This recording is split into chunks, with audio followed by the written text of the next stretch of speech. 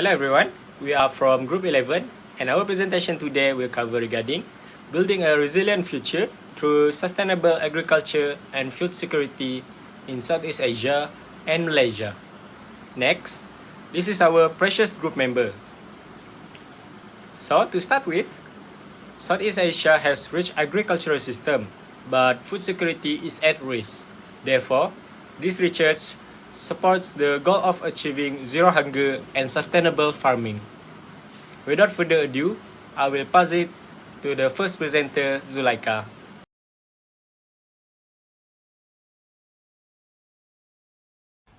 Good evening, everyone. For this research, we have chosen Malaysia and Southeast Asia as our focus area.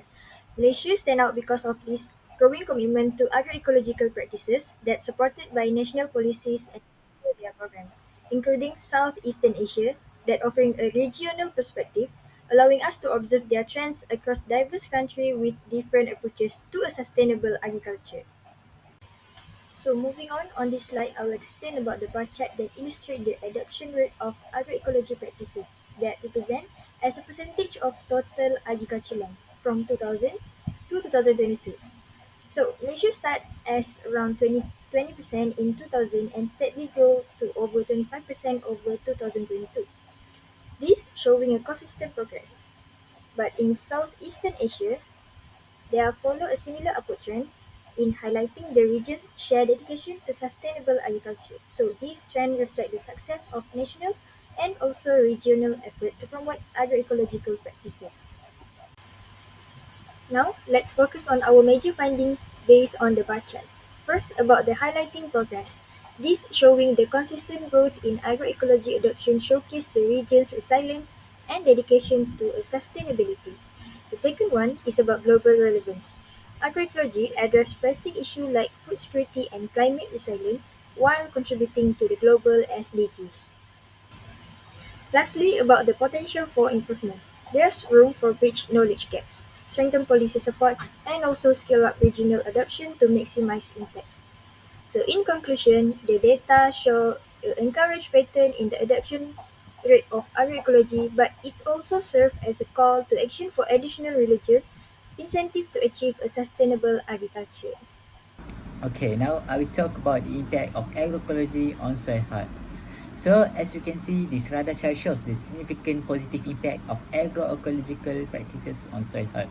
These results highlight that agroecology promotes better soil structure, fertility, and resilience, reducing erosions and improving moisture retention. Overall, the chart demonstrates that agroecological practices lead to healthier and more sustainable soils. Earthworms play a vital role in soil erosions, organ matter decompositions, and enhancing the soil structure. Agroecology provides a favorable environment for earthworms to thrive, and higher earthworms ability leads to improved soil structure and better nutrient cycling, which are critical for long-term soil health and fertility. Healthier soil organ matter improves nutrient retention, microbial diversity, and water holding capacity. High SOM is a key indicator of good soil health as it enhances soil fertility, reduces the need for chemical inputs, and supports soil biodiversity. Soil erosion. Agroecological practices reduce the risk of soil erosion by maintaining ground cover and improving the structural integrity of the soil.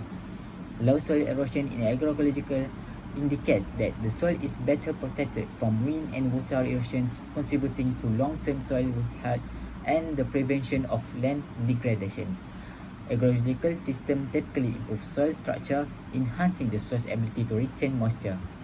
Cover crops and mulching further help by reducing evaporation and increase water infiltration. So, for overall analysis of the rider chart, agroecology provides a holistic approach to farming that enhances soil structure, fertility, and resilience to environmental stress, making soils healthier and more productive in the long run. Thank you. Assalamualaikum and good morning everyone. Today I'll present a cost-benefit analysis comparing conventional farming and agroecological farming for paddy cultivation, particularly in Bachok, Kelantan, Malaysia.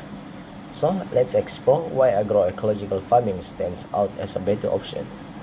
The graph shows that agroecological farming consistently surpassed the revenue of conventional farming, The graph shows that agroecological farming consistently surpassed the revenue of conventional farming.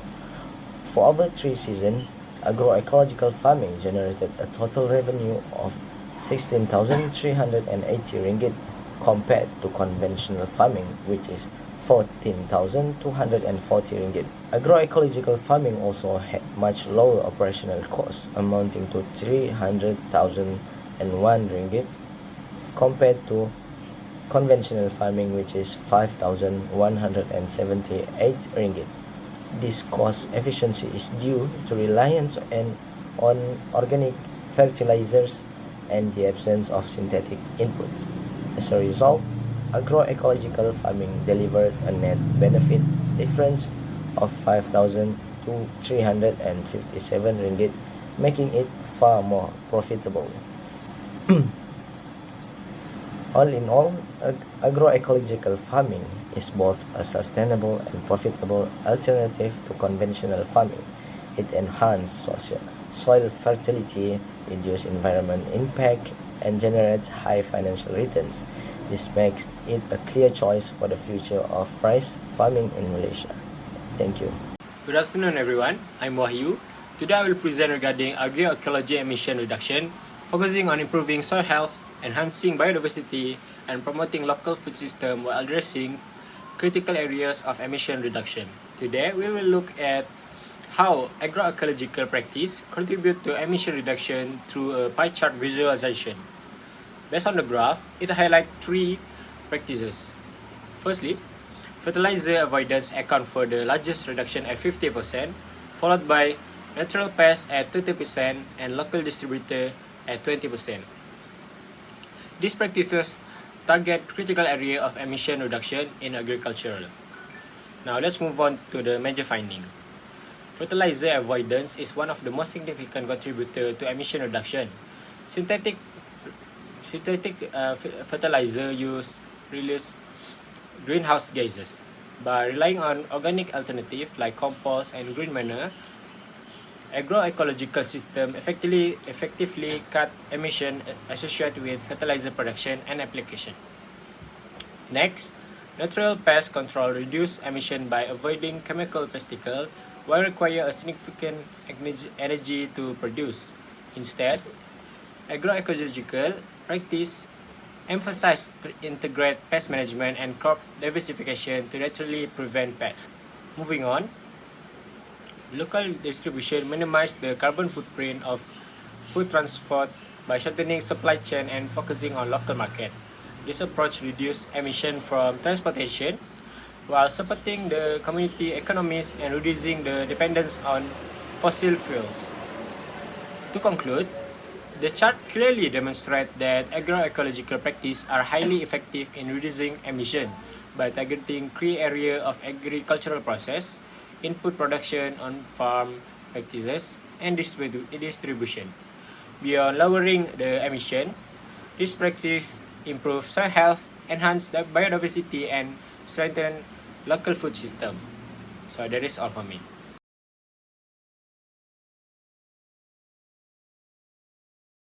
Hi, my name is Nurul Shafia, and this last figure is about food security improvement with sustainable agricultural practices. As we can see here, this graph shows the share of the population that is undernourished from 2000 to 2022, comparing Malaysia and Southeast Asia as a whole based on data from the Food and Agriculture Organization of the United Nations. The major findings of this graph is the first one, decline in undernourishment in Southeast Asia. The proportion of undernourished people in Southeast Asia dropped significantly from around 30% in 2000 to about 5% by 2022. This indicates a substantial improvement in food security in the region over 2 decades. And the second one is consistently low undernourishment in Malaysia. Malaysia maintained a much lower rate of undernourishment compared to the regional average throughout the period. While Southeast Asia started with a higher rate, Malaysia remained relatively stable with rates below 5% since 2000 and continued improvement over time. And the third one, convergence of rates. By 2032, the undernourishment rates in Malaysia and Southeast Asia were closely aligned, suggesting that the region as a whole has made remarkable progress in reducing food insecurity to levels closer to Malaysia's. And lastly, steady improvement in Malaysia. Malaysia's improvement appears gradual but steady, reflecting the efforts to maintain and improve food security. This graph highlights the significant progress in combating food insecurity in Southeast Asia, while showing that Malaysia has consistently outperformed the regional average in addressing undernourishment.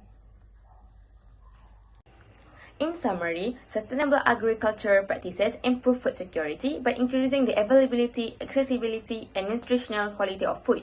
These practices, such as crop diversification, agroforestry, and climate-smart agriculture, help ensure a stable and diverse food supply, reduce vulnerability to climate change, and enhance livelihoods. As a result, they contribute to better nutrition, reduced food insecurity, and lower undernourishment rates, benefiting both current and future generations.